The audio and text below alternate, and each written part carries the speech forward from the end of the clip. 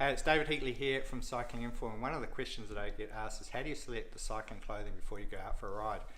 Now I've got a couple of things that I do. It's a usual routine that I go through, and the first thing I do is I check the temperature outside. Now I've got a sensor outside that measures the temperature in my local area, and for me that's very important because sometimes the temperature that's reported on your phone for your area may be different to what's actually happening in your area.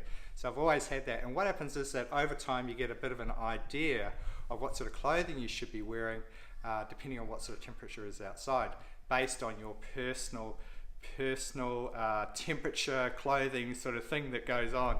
Now it's all very personal, and of course I have various temperatures that I change my clothing for. So, and I use that based on experience from measuring what the ambient temperature is first thing in the morning. The other thing I like to do is, of course, go outside and check what the temperature is and see how cold it is, because sometimes you can wake up in the morning and you go out and it's like, oh geez, it's actually colder than I thought it was. So what I do is I go outside and check what the temperature is today. Now of course here in Mansfield it's a beautiful day, but it is a little bit windy. So because of that, I'm wearing a little bit more clothing than normal because of the affected wind chill factor that you get when it's windy.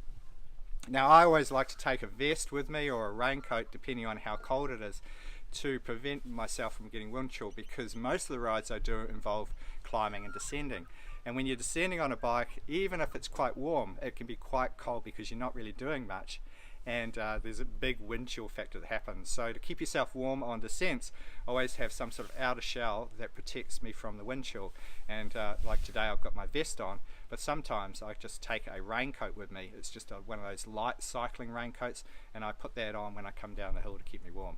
Anyway, there's a couple of tips around the clothing selection for cycling. It's been David Heatley here from Cycling Inform, and I hope you've enjoyed it. Be awesome on the bike. Catch you soon.